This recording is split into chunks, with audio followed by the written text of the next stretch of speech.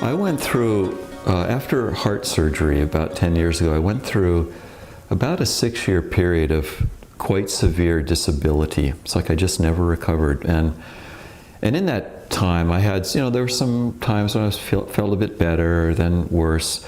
Some of the downturns were tied to medication. But there was a lot of, there were a lot of losses to my wife, Nan, and myself in our social lives and in career and ministry and work life. And there was one time when I had started a new medication. I hadn't really been thinking about that fact. It was some heart-related thing. And I'd gone to a very important meeting trying to help some people to reconcile. And during the course of that day, it was as though my brain just periodically would just stop working. I couldn't follow my train of thought. I'd start a sentence and then I didn't know where I was going. And it happened probably 6, 8, 10 times during that day. And for someone who's paid to complete their thoughts, this is a career-ending injury. If I can't complete my thoughts, I'm no longer a teacher, a counselor, a writer, and so forth. Through my entire Christian life, there was the impact of my first pastor was huge. And one particular thing that he would say is, if you had and he would say this to we who were planning to go into ministry and such, and had gifts and so forth, and he'd say, if you had an injury, a brain injury, you were in a car accident, and all you were capable of doing is mop the floor at McDonald's, would you do that?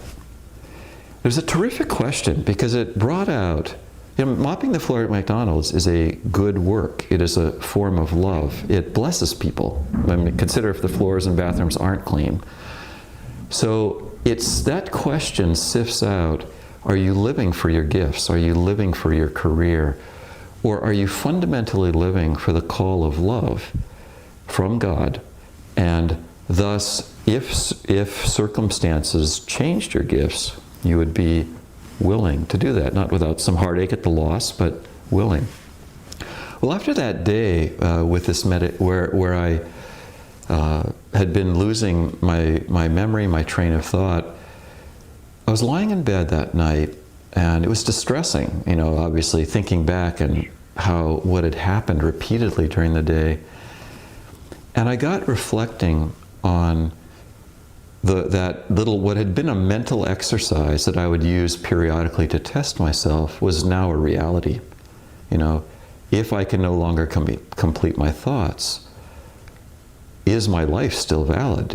Is my identity still found in God and not in my achievements and abilities? And this passage that I'd often connected to that is the passage in 2 Corinthians 12 where Paul has this thorn in his flesh, and God says to him, my grace is sufficient for you. Power is perfected in weakness. It is your weakness that shows my power. And Paul then says, I'm willing to boast in my weakness.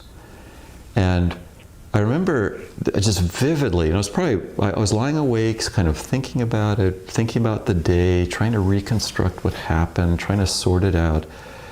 And that reality that the foundation of my life is not my gifts and achievements and career. It is the God whose power is perfected in weakness, whose grace is sufficient. And I was able to, as though something inside just relaxed.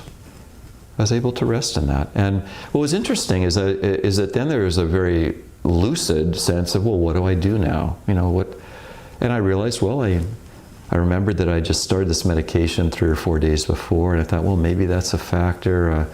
I'll call my doctor, I'll call my pharmacist in the morning. I fell asleep and had a good night's sleep.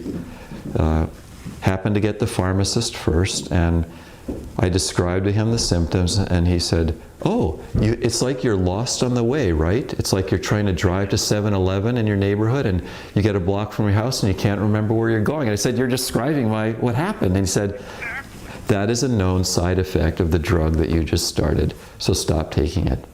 And it was such a wonderful picture of God's multi-factored love that he would both do the deep spiritual work to root out the temptation to build your life on abilities, and yet at the same time he mercifully preserves some of those abilities. So